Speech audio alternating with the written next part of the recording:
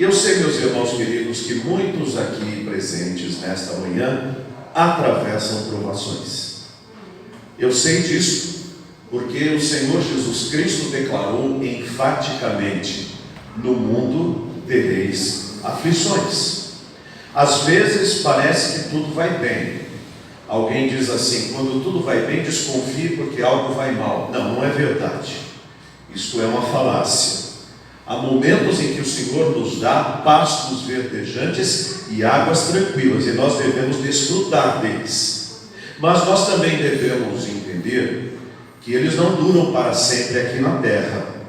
Em alguns momentos o pasto acaba, em outros momentos as águas tranquilas se tornam revoltosas. Jesus mesmo mostrou isso quando entrou no barco com os seus apóstolos e uma grande tempestade se levantou, estando ele na embarcação. Ora, se a tempestade se levanta com Jesus no barco, imagina para a nossa vida quando não temos fisicamente Jesus presente. Há muitas tempestades, há muita doença que não manda aviso e chega sorrateira, há muito acidente que acontece. Porque, meus irmãos, o falso evangelho propaga uma mensagem que diz o seguinte: se você crer no evangelho, você não terá mais nem doenças e nem dificuldades financeiras. Isso é mentira. Um destes propagadores, dono de uma editora e de um programa fartamente conhecido pela mídia, que produz e publica bíblias, e trouxe lá dos Estados Unidos pregadores da prosperidade, chegando a vender uma Bíblia que ele produzia por R$900, prometendo bênçãos para quem a comprasse, está falido. A sua empresa pediu recuperação judicial. Então alguém perguntou: onde está a prosperidade das suas Bíblias de R$900? A mentira aparece, ela não dura para sempre. E há inúmeros casos de pastores que disseram que ninguém fica doente se crer no Senhor Jesus e morreram de enfermidade. Kenneth Hagin, por exemplo, que foi o grande pai e propagador das mentiras neopentecostais, morreu doente, enfermo, sofrendo na cama. E agora, como justificar? Uma igreja... É um celular? Irmãos, vamos tirar o som dos nossos celulares para ele... Ah, não, é um carro. Não é um carro. Ah, é um irmão que passa com o celular. Que interessante. Ele passa com a caixinha na rua? Tá certo. Muito bem. Espero que depois ele vá para a escola dominical, né? Espero que depois ele vá para a escola dominical. Mas, meus irmãos, um destes que fundou uma destas igrejas familiares, prometendo cura para todas as pessoas e prosperidade, teve o seu filho sofrendo uma grave enfermidade na mesa de cirurgia e ficou mais de 2 anos aprisionado num leito, respirando por máquinas, e morreu. Mas a mensagem da cura de qualquer enfermidade não funcionou para o filho do próprio propagador disso. Por que não funcionou? Porque não é verdade. A palavra de Deus diz, naquele texto de Isaías, conformado por Mateus, que diz: Ele levou sobre si as nossas enfermidades. Diz respeito ao ministério do Messias, quando entrava no meio do povo e os curava, sinalizando que ele era o enviado do Senhor. Mas para a vida posterior de quem não estava ali, a Bíblia diz que Deus pode curar. Diz o livro de Tiago: está alguém entre vós doente? Chame os presbíteros da igreja, orem por ele, unjam-no com óleo, e se houver cometido pecado, serão perdoados, e a oração da fé levantará o enfermo. Mas nem toda enfermidade é curada. O apóstolo Paulo chega a citar que em algumas igrejas ele chegou por causa da enfermidade, e para uma dessas igrejas ele chega a dizer: se fosse possível, vocês arrancariam os próprios olhos para nos dar, significando que ele certamente tinha algum problema nas suas vistas. Quando escreve para Timóteo, ele diz assim: não tome mais apenas água, mas tome vinho misturado com água por causa das suas constantes dores de estômago.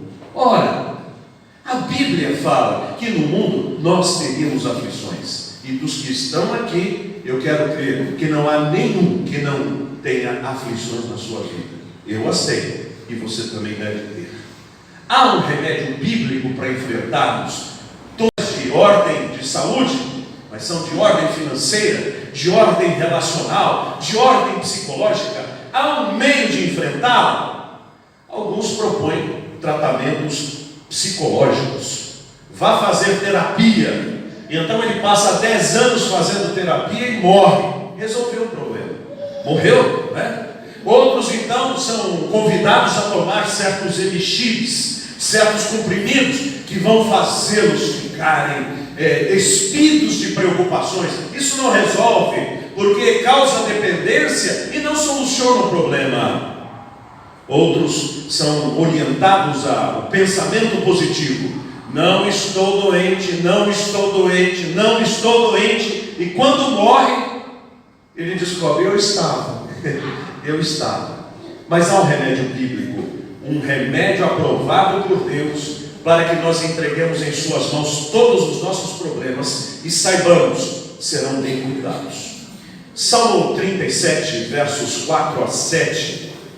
Eu peço que os irmãos abram as suas Bíblias neste texto.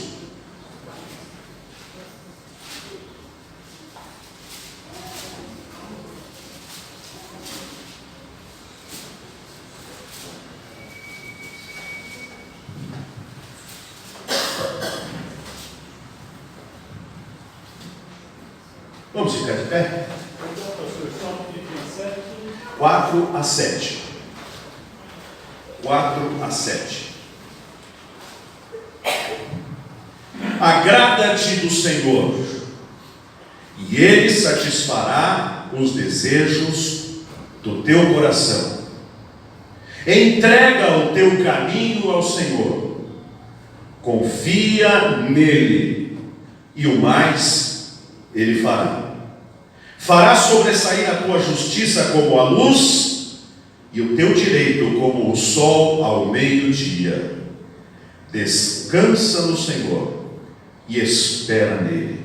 Não te irrites por causa do homem que prospera em seu caminho, por causa do que leva a cabo os seus maus desígnios. Amém. Podem se sentar. Não fechem suas Bíblias.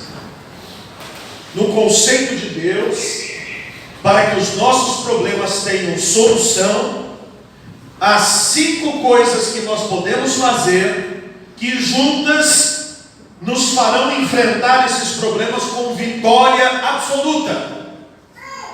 Primeira coisa, está no verso número 4. Agrada-te do Senhor. Como é que diz a outra tradução? Deleita-te no Senhor. E outra, tenha prazer no Senhor. Todas elas querem dizer o seguinte: se você se agradar do Senhor, Ele satisfará os desejos do teu coração. Eu vejo o meu filhinho Josué, ele é muito agarrado com o seu vovô, o Dichan, o Didi chamado. E quando ele fica com o meu sogro, e ele pula no meu sogro, ele brinca, etc., o meu sogro faz todos os gostos dele, porque tem tanta alegria desse netinho estar junto com ele, que faz todos os gostos dele. Todos, vírgula, quase todos. Por exemplo, o meu filhinho gosta de pegar o óculos dele e jogar na lata de lixo. Já viu uma coisa dessas? Ele pega o óculos e joga na lata de lixo. E cada vez que esse óculos vai para a lata de lixo, risca, estraga. Então, este desejo, o meu sogro não faz para Josué. Isto lança a luz no que o texto diz, que fala o seguinte: agrada-te do Senhor, busque ao Senhor, esteja com o Senhor, tenha comunhão com o Senhor, como Jesus tinha, quando ao invés de gastar a sua madrugada a dormir, ele gastava a sua madrugada, certamente que não todas, mas gastava a sua madrugada em oração diante de Deus. Ele buscava o Senhor. Daniel, o profeta, buscava o Senhor. Moisés buscava o Senhor. Esse ato de ter vontade de estar na presença de Deus conta muito. Aquele que ama o Pai, ou aquele que me ama, o Pai o amará, e viremos para Ele e faremos nele morada. Ou seja, para Deus, este relacionamento pessoal é de extrema importância, e quando eu me agrado do Senhor, Ele satisfaz aos desejos do meu coração. Não todos. Assim como meu sogro não deixa o óculos na mão do meu filho, Deus também sabe nos preservar de coisas que não serão nem do seu agrado, nem para nossa edificação, nem úteis e nem darão bom testemunho. Senhor, eu queria um carro que acelerasse de 0 a 10 segundos a 500 por hora. Eu queria um carro, Senhor, que quando eu passasse na rua, o ruído fosse tão grande que todo o bairro olhasse para mim. Pedido besta. Deus não vai atender, porque é um pedido que, primeiro, não vai ser para a glória dele, vai ser para a minha glória. Segundo, que vai incomodar a vizinhança inteira. Terceiro, que pode ser uma bomba relógio. Porque eu, como um carro que acelera de 0 a 10 a 500 por hora, vou bater no primeiro poste que tiver na rua e dar cabo da minha vida, senão da vida dos outros também. Ora, e como fica esse texto, que Deus satisfará os desejos do meu coração? Fica da seguinte forma: Deus me fará compreender que a sua vontade é melhor do que a minha. Quando eu ando com Deus, eu me convenço de que aquilo que eu queria não é de fato o que Deus queria para mim. Então, como eu me agrado de estar com o Senhor, também me agrado das escolhas que Deus faz para a minha vida. Eu queria morar em determinada casa. O Senhor não me deu esta possibilidade, me fez morar na outra. Ele tem suas razões. Bendito seja o nome do Senhor, e eu vou me alegrar por isso. Eu queria comprar determinada roupa. Um homem, uma roupa esporte, um terno. A mulher, um vestido, uma roupa esporte, um lindo adorno. Não pude comprar. Deus sabe por quê. E eu quero que a glória seja dele, que a beleza não seja do exterior, mas seja do interior. Bendito seja o nome dele. Eu queria ser curado da minha enfermidade, mas o Senhor julgou que eu devo atravessar por este vale junto com a doença, e então eu o glorificarei no meio da enfermidade. Se essa enfermidade não vem dele, ela sai, mas se ela vem dele, é para o meu bem, e eu o louvarei por isso. Então, quando eu me agrado do Senhor, Ele satisfaz os desejos do meu coração, ou convence o meu coração de que a vontade dele é melhor do que a minha. Segundo, verso de número 5: entrega o teu caminho ao Senhor, confia nele, e o mais ele fará. Eu tinha que pegar um produto que comprei no Mercado Livre e devia ter sido entregue em minha casa.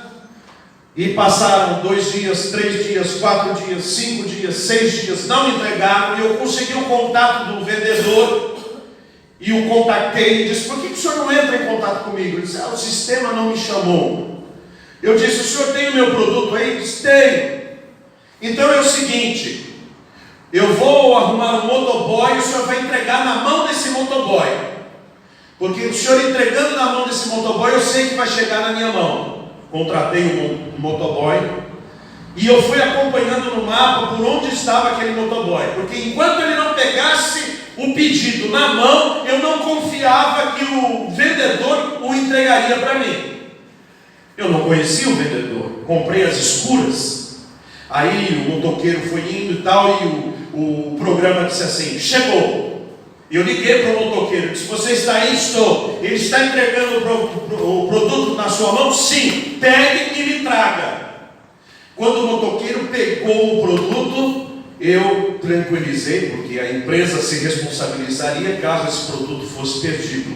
Então estava entregue. Aí eu não me preocupei mais, porque já estava na mão de quem precisava. E em 10 minutos o produto chegou na minha mão, mas eu não estava mais aflito. E enquanto eu não tinha o produto na mão do motoqueiro, eu estava aflito. Quando foi na mão adequada, na mão certa, a preocupação passou. Deus quer que eu também entregue o meu problema nas mãos dele, porque as mãos dele são corretas, são adequadas, são justas, são capazes, são seguras.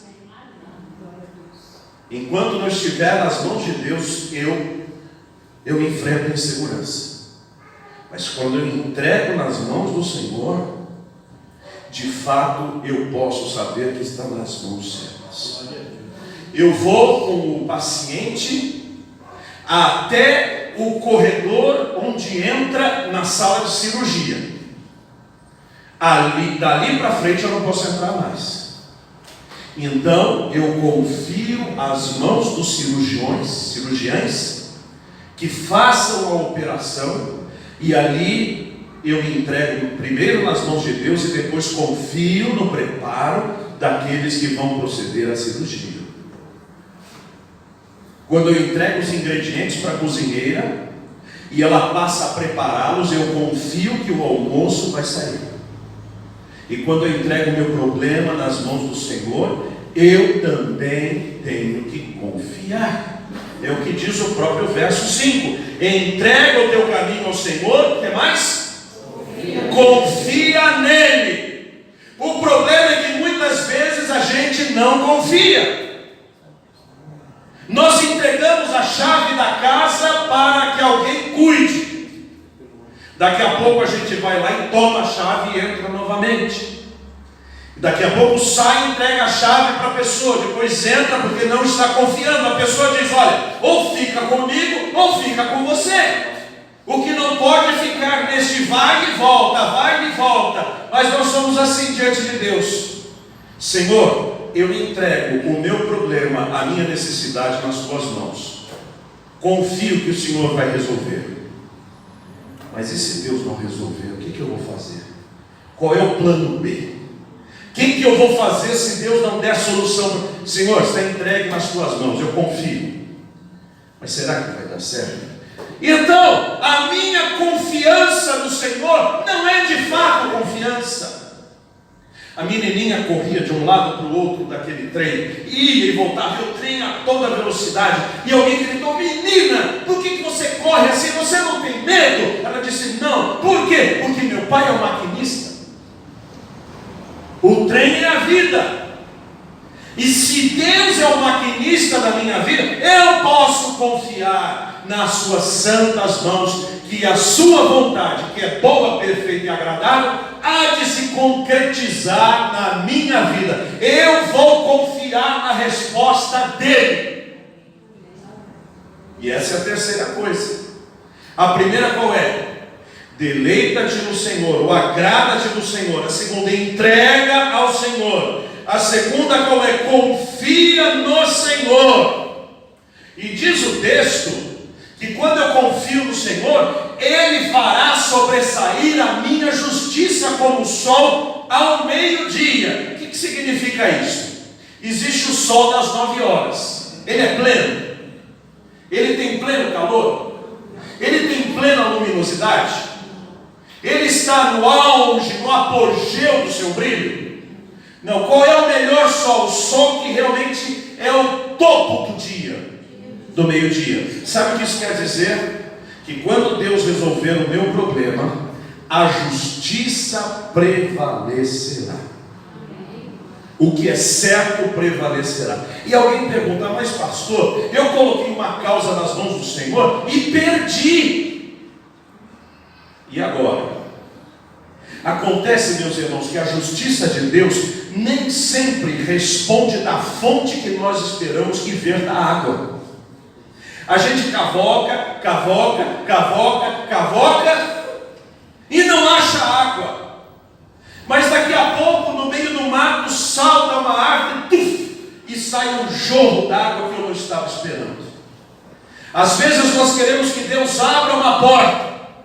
Batemos tanto na porta que a amassamos e às vezes a derrubamos, mas ninguém deixa entrar. Quando na verdade uma outra do lado se escancava dizendo: não é por aí, é por aqui. Uma vez eu fui num prédio procurar um escritório, não acabei entrando no banheiro pensando que estava entrando no escritório, abri a porta errada. Não ia ter ninguém naquele banheiro para me atender, porque não era lá que eu iria.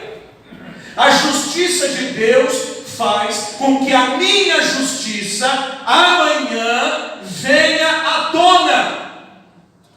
E o Senhor vai suprir a minha necessidade consoante não a minha justiça, mas a graça dele, que é grande, abundante, que supera, como disse o Senhor: dai e ser-vos-á dado, boa medida, recalcada, sacudida e transbordando, vos deitarão no vosso regaço. Ele faz isso. Há um velho filme, Felicidade Não Se Compra, um filme que mostra a vida de um homem, e não vou entrar em detalhes porque ele é longo, um homem que vivia de construir casas para os outros e deixou de construir para si. Então de repente roubaram a sua empresa, levaram o dinheiro, e aquele que não gostava desta construção de casas, ele disse: se você não pagar até tantas horas, nós vamos tomar a sua empresa. E ele não tinha como pagar, mas ele de repente na sua casa, e era dia de Natal, começou a ver tocar a campainha e pessoas entravam e diziam assim: fulano, você me ajudou tanto para construir esta casa, eu tenho aqui tantos dólares, eu vim trazer para você de presente. Aí vinha um outro, o dinheiro dava para comprar um quarteirão de casas. Ele não esperava por aquilo, mas a justiça, a graça prevaleceram. Por isso, quando nós entregamos nas mãos do Senhor, nós podemos ter certeza: Deus é justo e a sua graça não irá nos abandonar. Agora, Deus tem um relógio que não é igual ao nosso. O nosso tem 24 horas. O de Deus tem todo o tempo do mundo. O tempo de Deus é o melhor. Diz o versículo 7, a quarta coisa: descansa no Senhor. O que é descansar? Descansar é quando você entra num ônibus leito e vai rodar a noite inteira e consegue dormir sossegado, sem preocupar-se se o motorista vai dirigir corretamente aquele ônibus. Quem descansa, dorme. O que significa repousa, tranquiliza, é capaz de enxergar outras coisas. Quando nós estamos preocupados, nós não vemos nem a paisagem que está do nosso lado. Eu me lembro que estava com uma preocupação tão grande e passava por aquela rua o tempo todo, mas a minha mente estava longe dali. Eu só via o trânsito para não bater em carro nenhum, mas não via mais nada. Quando o problema foi solucionado, eu passei pela rua e de repente eu vi um espetáculo de fenomenal beleza. Todas as árvores estavam floridas. Elas estavam enquanto eu estava em crise, mas eu não era capaz de enxergá-las. Quando nós estamos em crise, nós não somos capazes de enxergar a poesia da vida, as flores do caminho, a melodia dos pássaros, a beleza de um pôr do sol, a alegria de termos familiares próximos de nós, a bênção que é ter vivido até hoje e com a graça de Deus, com a saúde que Ele nos deu. Por isso, meus irmãos, quando nós descansamos no Senhor, a nossa guarda baixa e nós somos capazes de desfrutar. É assim quando nós estamos tensos, não temos nem fome. Quando baixa a tensão, dá uma fome, e aí nós comemos com gosto e com alegria, não é verdade? Pois Deus quer que quando entregamos os nossos problemas para Ele, nós façamos como Jesus falou para os seus apóstolos: vocês estão cansados, não param de trabalhar, vinde, descansai um pouco, descansai um pouco, descansa no Senhor. E diz a última coisa, qual é? Está no verso 7, descansa no Senhor e esperei com paciência no Senhor, e Ele se inclinou para mim e ouviu quando clamei por socorro. A espera no Senhor significa, não importa quanto tempo demore, eu sei que o meu Redentor vive. Eu sei que Deus opera em nós tanto querer quanto realizar. Eu sei em quem tenho crido e estou bem certo que é poderoso para guardar o meu depósito até aquele dia final. Um crente assim ninguém derruba. Um crente assim não vive com a face descaída. Um crente assim não vive em depressão. Porque um crente assim conhece o Senhor Todo-Poderoso da vida, que em 5 passos nos ajuda a enfrentar toda e qualquer crise. Primeira, deleita-te no Senhor, agrada-te no Senhor. Segundo, entrega o teu caminho ao Senhor. Terceira, confia no Senhor. Quarto, descansa no Senhor. Quinto, espera no Senhor.